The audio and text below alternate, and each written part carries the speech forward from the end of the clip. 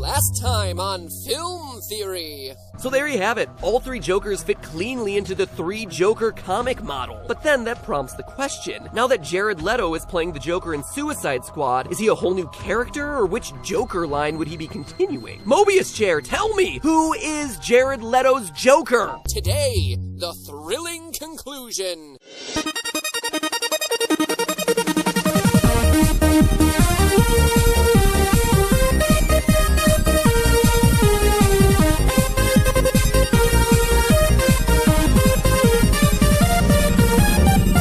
Hello, Internet! Welcome to Film Theory, with an episode that's gonna spend more time analyzing the Joker's Suicide Squad appearance than the time he actually spent on screen in the movie. Seriously, it was like, Harley, I'm coming for you in a helicopter. Never mind! See you next movie! But don't let the brevity of his appearance fool you. He's probably the most important part of the film, and definitely a whole lot more important than that hula dancing enchantress, because his connection to the three Joker theory leaves the door wide open to some huge revelations about the DC film universe and where it might be headed next. Last time we took a look at the three Joker theory, the fact that the three live-action versions of the Joker from the movies perfectly correspond to the huge reveal in DC Comics that there were three different Jokers running amok. There's the Jack Nicholson Joker from the Golden Age, the mob boss mass murderer, the Cesar Romero Joker from the Silver Age of comics, the bank heisting prankster, and the Heath Ledger Joker from the Bronze Age and Modern Age of comics, the psychopathic agent of chaos. If you haven't seen that last episode, click on this bad signal and grapple hook your way over to that video. But now we tackle the fourth and final live-action Joker, Suicide Squad's Jared Leto. How does he fit into all this? Well, it turns out that Jared Leto isn't a new Joker at all. He's just a reboot of one of the prior versions we've already seen. So the question is, which Joker is he?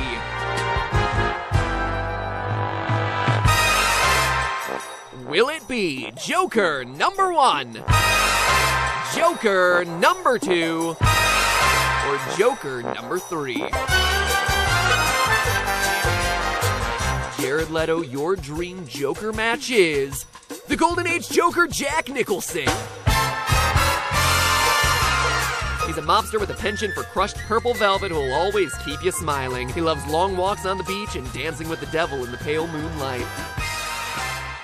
But why? Well, just look at the evidence. First, they both revel in violence. The Nicholson Joker and Jared Leto both are killers who enjoy killing. We see it time and again in Tim Burton's 1989 Batman. Jack Nicholson gleefully incinerating people with electrified hand buzzers, dancing around while shooting former partners, stabbing political figures in public with pens, while Bruce Wayne wanders around the crime scene like an idiot. Now look at Suicide Squad, where the Joker is frequently wielding a machine gun, gleefully spraying gunfire everywhere. Throughout the movie, we also see him repeatedly play mind games with other criminals before either killing them or having them killed. This means that we can solidly rule out the Cesar Romero Joker because he was from the Silver Age when violence and gore were all but whitewashed out of comics. He was just the kooky, crazy prankster who used wacky props to rob banks. Writers of the Silver Age comics specifically wanted the Joker to be more creative, resourceful with his weaponry, never resorting to traditional guns and knives. And now look at Suicide Squad's iconic knife arrangement scene. Not only does it reveal Joker's OCD tendencies and introduce the world to the verbal equivalent of the slow clap.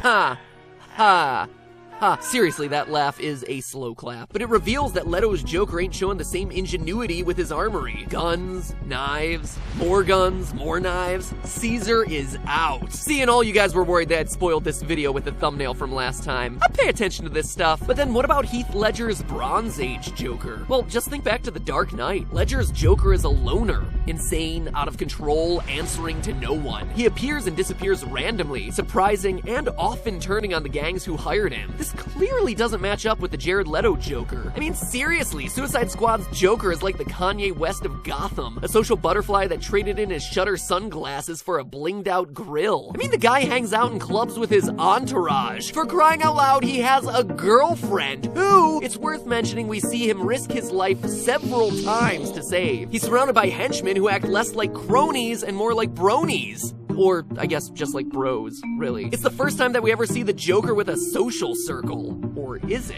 Turns out the Jack Nicholson Joker matches Jared Leto when it comes to this little posse of his. Just like Leto, Jack is a crime boss with an army of disposable henchmen at his, disposal.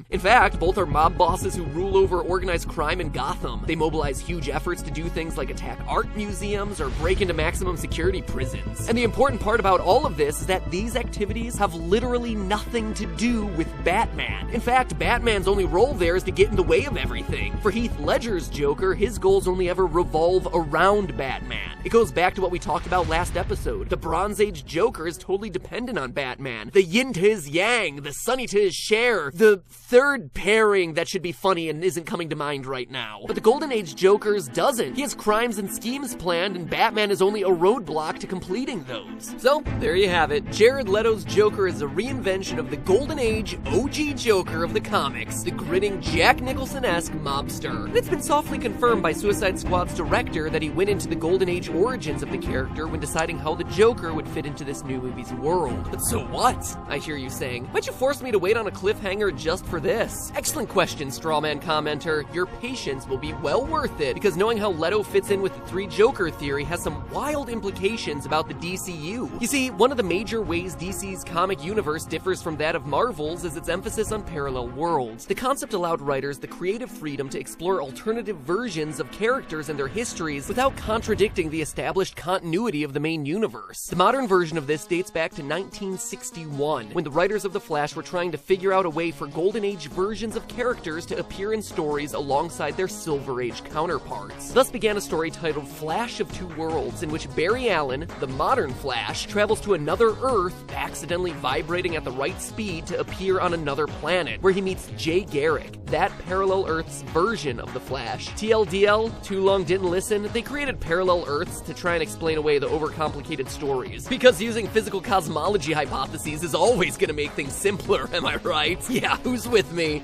Don't leave me hanging. High five your screen right now, please. Please don't leave me hanging. I have a perpetual fear of being left hanging. Please high five your screen right now.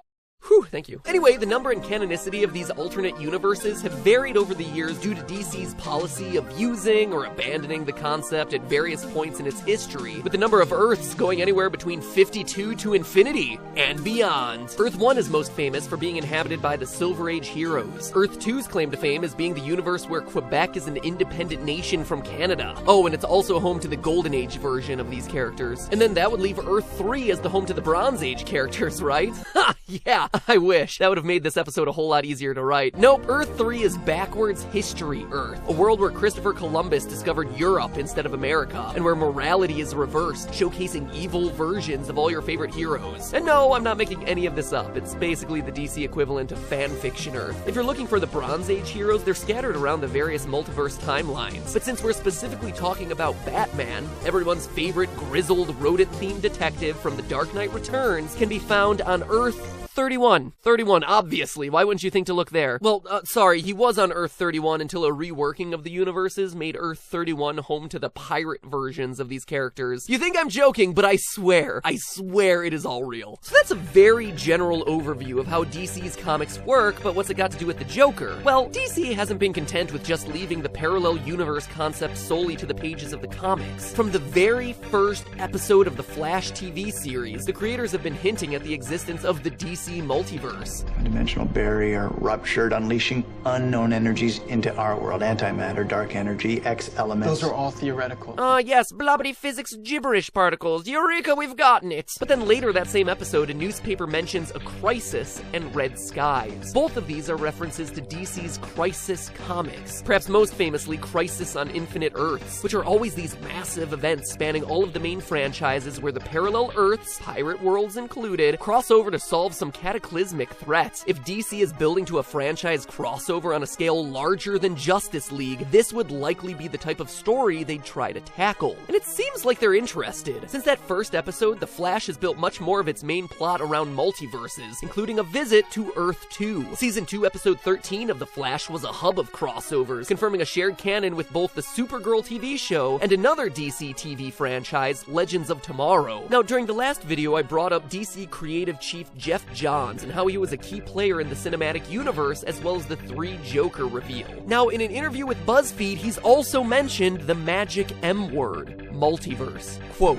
well, Arrow and Flash are the same universe, and we get a lot of great story out of that, especially when we have episodes that cross them over, but that's also where our superhero universe lives. We look at it as the multiverse. We have our TV universe and our film universe, but they all coexist. So clearly, the groundwork for a DC multiverse exists and is on their mind, but then we have Darkseid. As hinted at as one of Batman's fever dreams in Batman v Superman, the heroes will soon be forced to fight against a villain whose signature is the Omega symbol, one of the biggest baddies of DC Comics and the main antagonist to the Justice League, Darkseid. So very clearly we know that this guy's coming, but based on the comics, we also know that he's a villain who just so happens to cross multiverses quite frequently, and has been known to kill off some major players on some of these versions of Earth. So, what does it all mean? Well, let's look at the 3 Joker theory one last time. We have a Golden Age Joker in Suicide Squad, and a Bronze Age Joker in The Dark Knight. We have an old Batman unafraid to murder in recent DC movies, and also one who is significantly less murdery in the Dark Knight trilogy. We have a comics franchise known for crossing over its multiverses, and a movie division fighting against the juggernaut of Marvel, falling victim time and again to negative reviews. So considering all of this, there's one trump card on the table for DC that does everything they need it to do. It differentiates them from Marvel, provides huge fan service, has the potential to reset all their missteps with movie lore, delivers a massive box office, and all while still adhering to their comic roots, creating a parallel universe crossover, a crisis event. That's right, a Christian Bale, Ben Affleck, Batman team to fight the combined powers of the mob boss Jared Leto Joker and the unhinged chaos bringer of the Bronze Age Heath Ledger equivalent.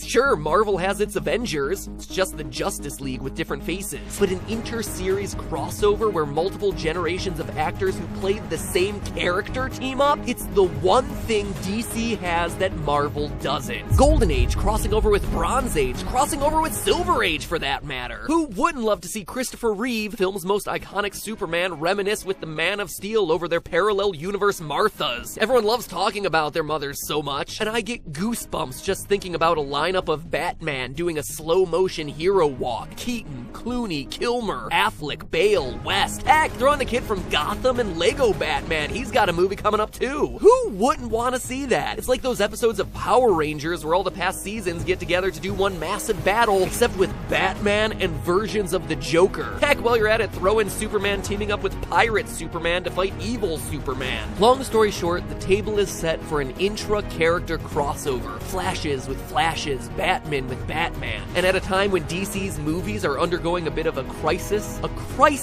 might just be the thing that they need to solve all of their problems. Thank the 3 Jokers for that one. But hey, that's just a theory. A film theory. And cut. Speaking of epic crossovers, check out my dear friends over at the Wisecrack channel, who just did a video about Batman v Superman that got me to look at the whole movie in a completely new light. I mean, have you ever stopped to consider that the movie is commenting on the similarities between Lex Luthor and Batman? Yeah, I didn't either, but their video does an amazing job making it seem like this movie had a lot more meaning behind it than it actually does. I mean, it's still a convoluted mess, but it's almost like they intended it to have a deeper message, one that the Wisecrack team will make you truly appreciate. So make sure that you Superman slap that button right there and tell them that MatPat sent ya. Proves that I have value in life. But in all seriousness, guys, if you enjoyed this channel, then please check out Wisecrack. They're one of the few channels on YouTube that really do an amazing job of finding the balance between educational content, but also videos that are funny and enjoyable to watch. They specialize in videos with a purpose, deeper meaning, all while being entertained. And what more can you ask for? This is the information age, so anything that makes the information easier to swallow is definitely worth your time. So please, you owe it to yourself to carve off 5 minutes of your time and check them out. Odds are you're not going to be disappointed. Or if you want more theories about the Dark Knight, check out this video where we calculate how Batman fails Gotham simply by kissing Catwoman at the end of The Dark Knight Rises. Based on the calculations, if he hadn't slipped her the tongue, thousands of lives would have been saved. But more on that over there. Now if you'll excuse me, I have to roll out.